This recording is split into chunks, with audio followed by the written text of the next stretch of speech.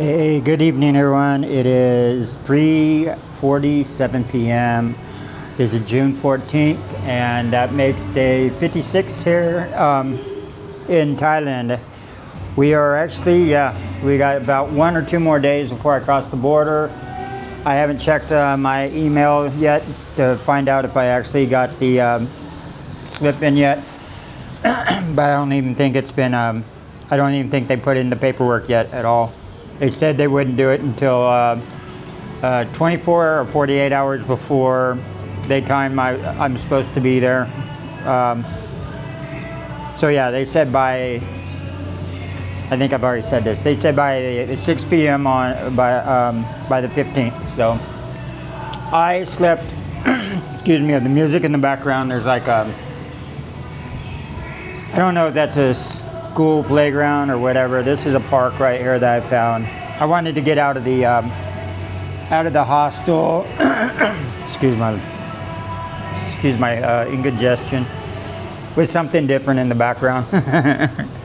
I mean, I know I said I'll try harder about not having a wall in the background, but the first thing I do when I wake up is I want to just film the morning opening remarks. Otherwise, I'll get lost in whatever I'm doing at the time.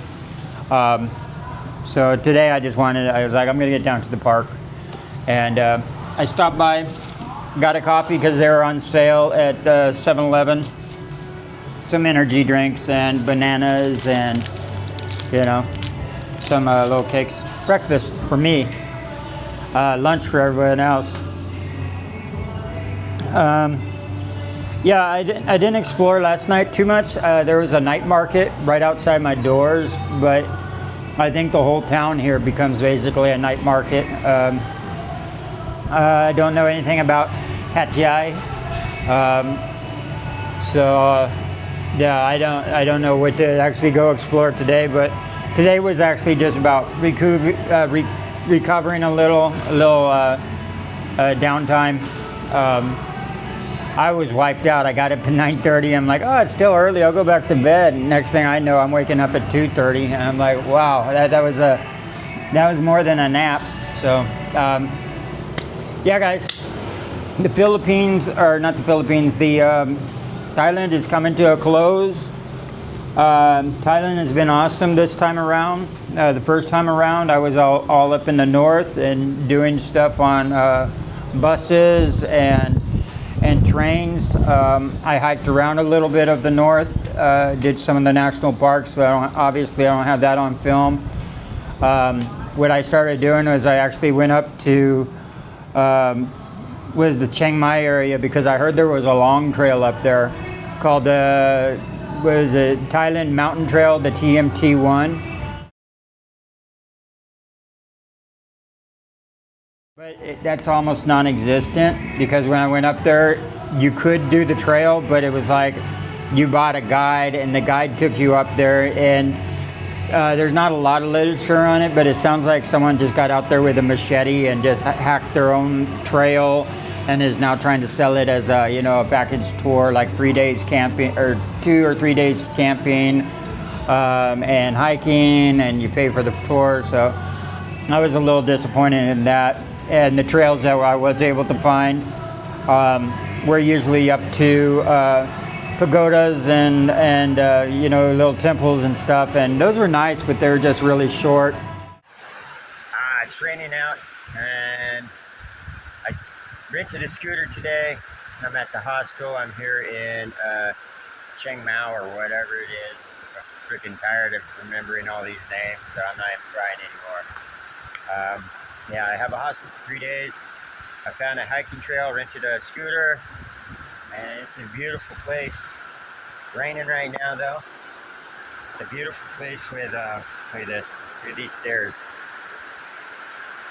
This is a big old dragon. This is behind me, look, waterfall. Yeah, so anyway, I'm having a good time. I rented a scooter, and scooters are the best way to go, especially when they're only $5 or $6 a day. You get to cover so much more. Look at this. Isn't this cool? cover so much more territory. And it's not cold out right now, so this is so we're good.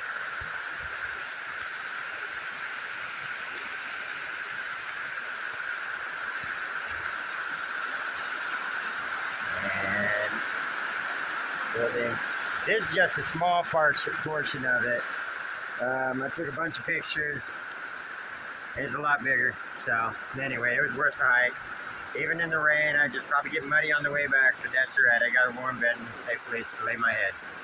Alright, let's see you later. Waterfall trails, I tried doing those. Those are, but those are also fairly short. There's some longer ones, but they're all ones that you can do in hours. And I was looking for trails that I could do maybe in days. But so up in north, I decided to start making my way back down to Bangkok because I flew into Bangkok and I was flying out of Bangkok. And so I was hopping the train, the local train,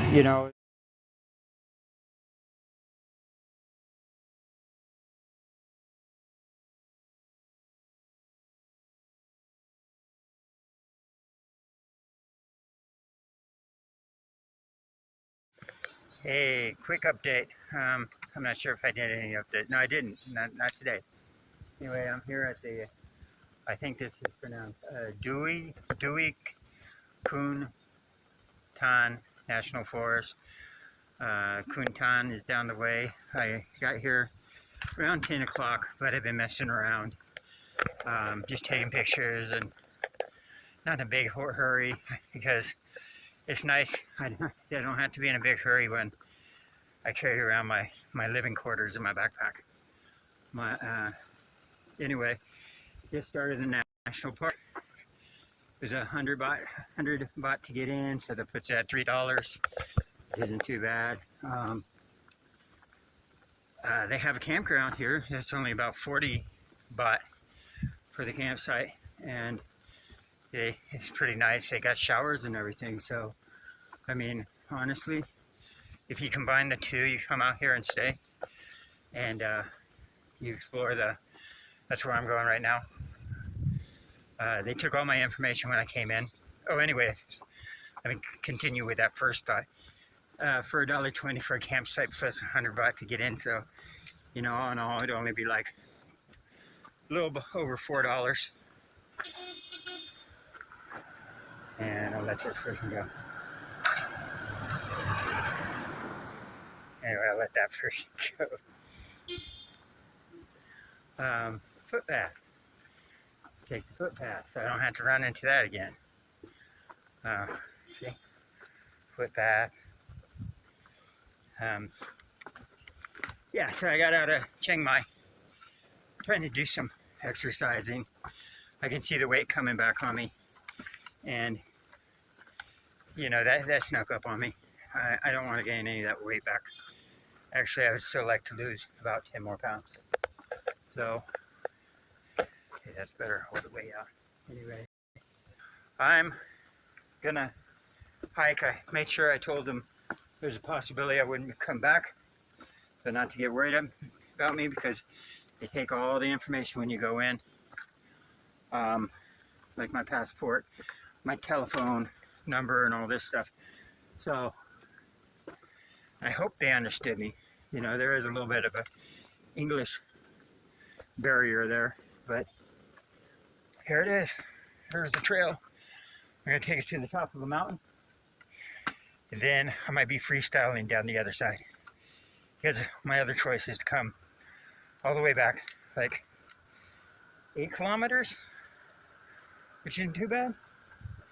Maybe more. So I'm going to try and find, hopefully there's a trail down the other side that's going in the right direction. I know there's one going in the wrong direction, but I don't want to come all the way back just to turn around and take the road in because I'm on foot. So I don't think she quite knew what I was talking about, but anyway, that's my update. Fatty's got to walk a little, drop some poundage, at least 10 more pounds and I'll be happy. Anyway, here's looking up, and yeah. Hasta luego, bye-bye. That goes from town to town to town, and I would just get out and start hiking, but hike along the train area. So if I hit a patch that I didn't like, or that I needed to make up some distance, maybe I was getting too close to my departure time, I would get back on the train and cover another small section. And actually, the train's very cheap when you go in small sections, and you're just taking the local train. Last time I took it, it was only like $1 for, it was like 90 cents to take the train, 30 baht. So it was actually, I think, more expensive for my bicycle than it was for me. It was. My bicycle was 90, I was 30.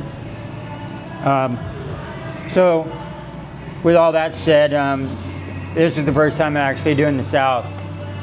South is more expensive than the North, at least that's what I came up to comparably. But it's very nice. It's got lots of open places, lots of parks, lots of. So I really enjoyed my bicycle ride. And Thailand has made a lot of dedicated bicycle lanes here, which you didn't see at all in Vietnam. Vietnam, I think, was the worst for bicycling. Definitely, I would put that as a pass, because outside of no real bicycle lanes, the traffic's very bad, and the honking is just non-stop. And if you're looking for a relaxing bicycle ride, you can't do that when you have horns just going by you all the time, just So Cambodia was very nice for the camping, very easy. Thailand, I think, has probably been the most enjoyable when it comes to bicycle rides, but Cambodia, the only thing that made Cambodia difficult was the excessive heat. That was probably the worst heat. But I did the same in Japan. When I was hiking in Japan, I was right in the middle of the summer of Japan. And I did the same thing, like just borderline heat stroke the whole time. So, but with that said, Thailand's awesome, an awesome spot to ride a bicycle through. Definitely in Cambodia, those two I really like. I'd say, if you're going to do Thailand or do Vietnam, I think it would be way more enjoyable on a scooter. Go ahead, and if you don't have an international license, just pay the fine. Usually, just a little bribery money is just going to be common. I know a lot of people are like, well, I'm not going to pay them for. Hey, it's common. It's one of those things where they're not like trying to pull you over and rough you up. They're trying to be nice because they know they're trying to get money off of you. So just work with them. If they're trying to be nice, you just work with them. If they don't take the first price, see if you can negotiate them down and stuff. I know a lot of people did that in Vietnam.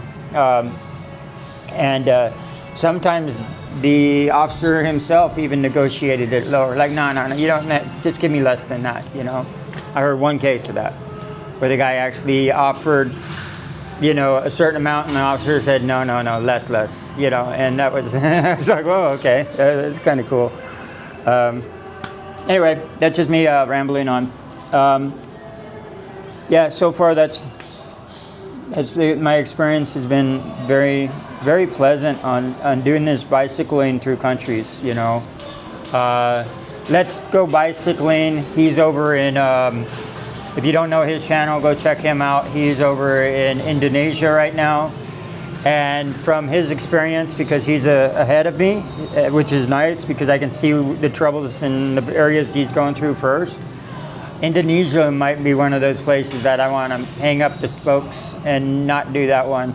Because even he had to get off, and he's a seasoned bicycle rider, he had to get off a few roads because they were too dangerous. So I just watched his last video, and he's having a hard time in Indonesia on those roads. So anyway, guys, check out his channel if you don't know. Let's Go Bicycling. I'll put a link in the description. He's a good guy. And he camps a lot. He camps more than I do. And but anyway, guys, I don't know what I'm doing today. I just want to get on here, and because each day I want to post, so you guys stay current, and I'll post this regardless how long it is. I'll go look for some things to film, and who knows, we'll find something odd to throw on the camera. All right, guys. Hasta luego.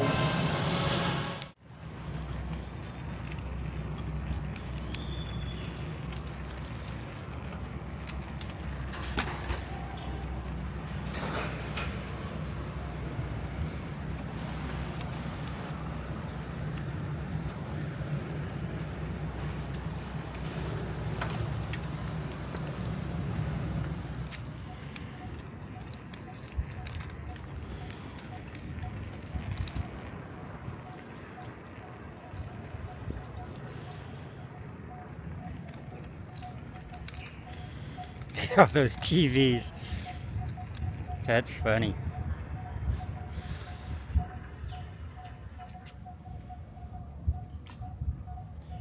You guys want to watch anything? Wow, there's just so many TVs. Look at that. Planters. Oh, that's an awesome idea, man. There's TVs.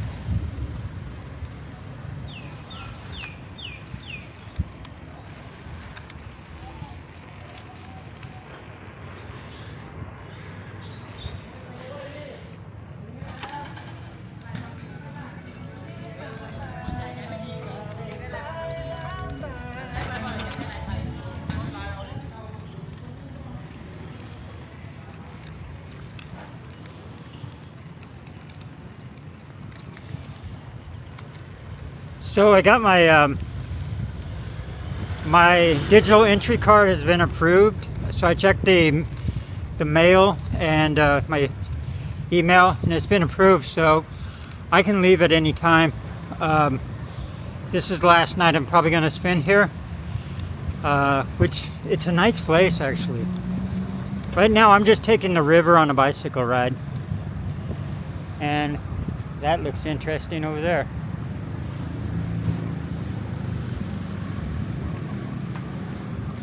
I'm going to go check that out.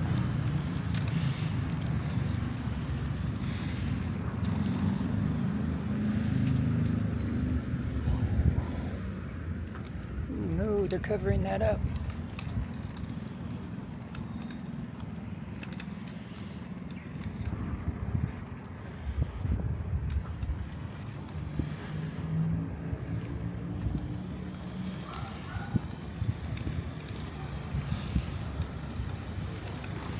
I don't know if they're in the process of covering that up or removing it. Unfortunately, that's always a bad idea. I grew up in a spot called Auburn, California, and they're actually in the process of removing... Sorry, I hit the wrong button. What I was trying to say is I grew up in Auburn, California, which we had an old river that actually went through town, and the town was built upon it. So what started off like more or less like this a long time ago, I'm talking about a long time ago, the town ended up getting built on top of it. So we had a whole river that actually ran through our town, which was an old railroad. It was an old railroad and like farm orchards and stuff like that type of town, and it got popular with movies like Phenomenon with John Travolta was filmed there.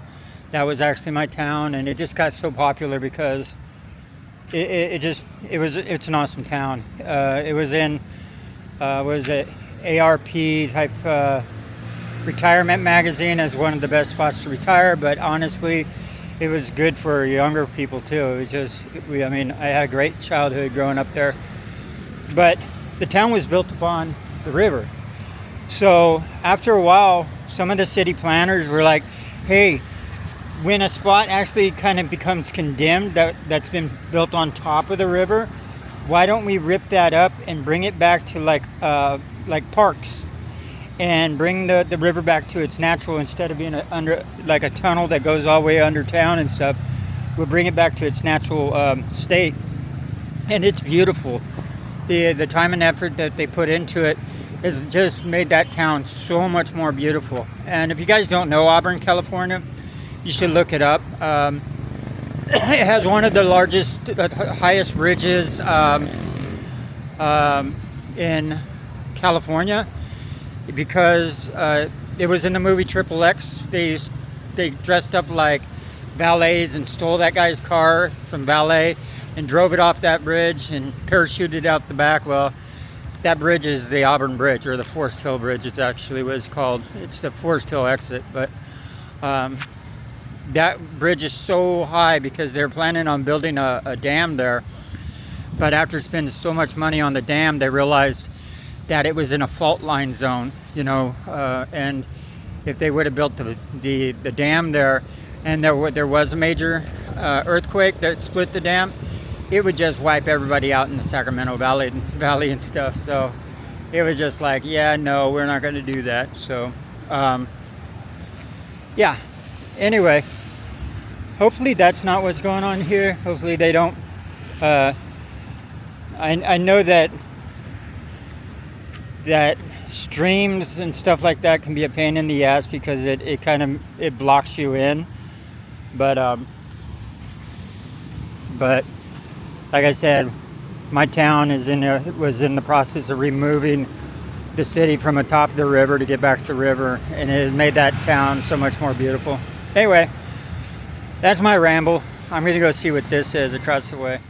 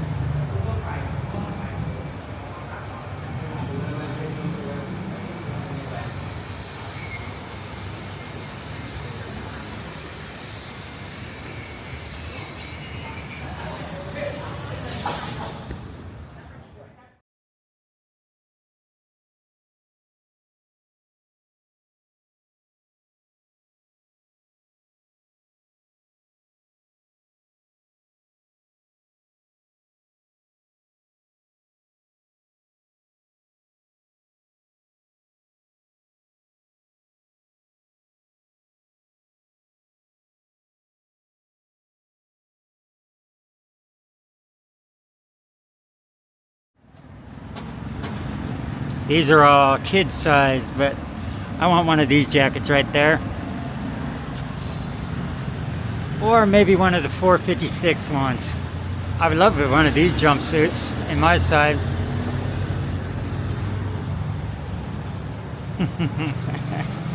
Or the mask.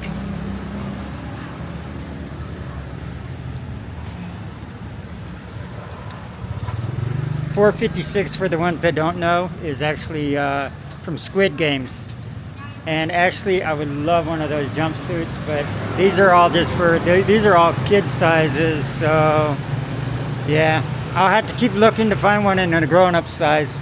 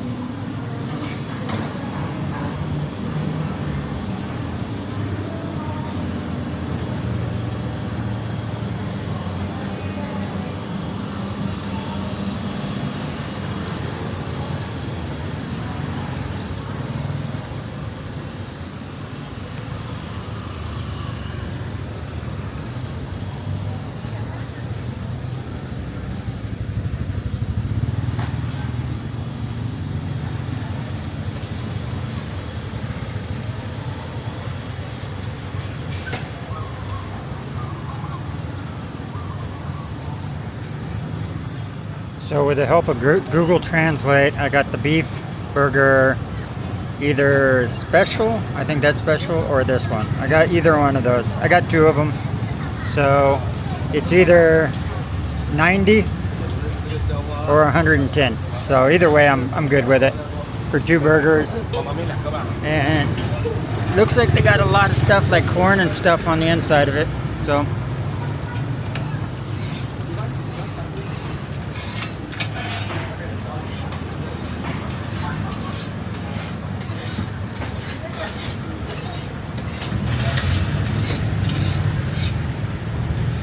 anyway, yeah, I'm just wandering around the streets after I get, it's actually a nice spot. Hat Yai is actually a very decent spot to come. A lot of businesses, I see a lot of Chinese tourists. I think they're tourists because it looks like the Chinese there's a lot of Chinese influence in this town. But that's what Doug told me. He told me there was going to be a lot in the comments. Doug is the one that's been giving me the history lesson on all the towns I've been going to, which I very much appreciate. I learn a little that way. But yeah, guys, I'm just gonna get my two burgers and probably head back over to towards my hostel and start planning the day. I'm gonna kind of relax until night market should be opening pretty soon.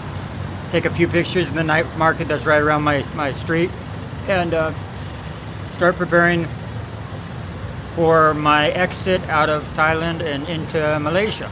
So, and yeah, I'll go hunt down Doug over there and find out where he's at. No. Anyway, guys, I'll talk to you. I'll talk to you in a bit.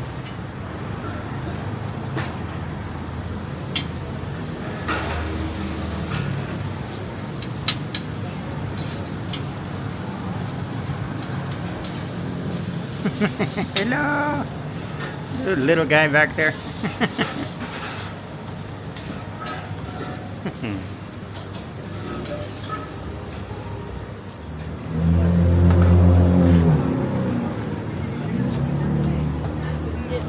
That's got egg on it and everything. Wow, that's awesome.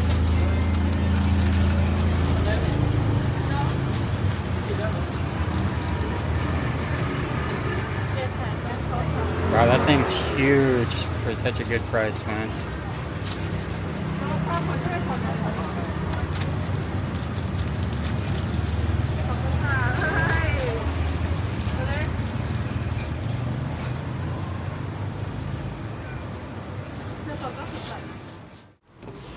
Hey guys, I came back over to my hostel. It's 6:10, and just so because I know somewhere I could sit down and eat. It's a nice sized burger too, man. And for 45 each with an egg on it and all this stuff, and nice sized burger too, not like super small. It was a very good deal. So it's funny because I saw the little spot I walked through, which was the kind of like food court, and they were outside the food court, and he was just sitting there with his kid, and his wife's there too, and I just saw the prices, and I'm like, that's really good prices. So I decided to pick up a burger there, two actually, and see.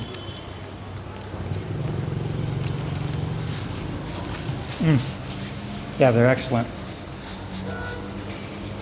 But since it's 6 o'clock, I'm going to start editing now and maybe get some night shots of the market right out here. But that'll be it for the day. I'm going to start getting ready for the trip to the border. Give me a second real quick here. Okay, so the Padang Besar checkpoint border crossing area is 49 kilometers from here. So, which isn't too far, but it's not like super close, but it's not far away. So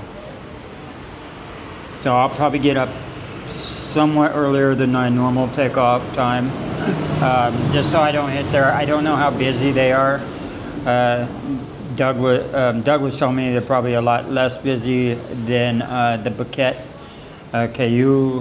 KU border crossing. That's the main one, where Padang Besar is probably less busy. So I'm gonna head for that one tomorrow. I have all my paperwork that came in just earlier today when I was at the park. I checked my email and it just came in. So I'm ready. I'm set and ready, and yeah, I'm gonna hit it tomorrow morning, and I'll throw in some closing shots of the night market. But right now, I'm gonna say good night, y'all, and our last day's tomorrow. All right, guys. The adventure continues.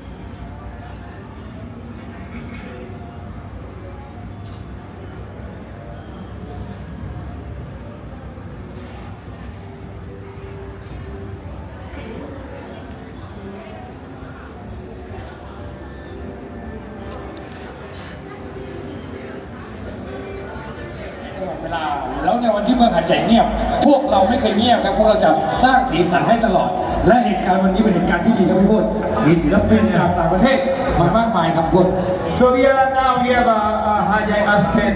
We have 4 years already, right? So we have Hajj Asket.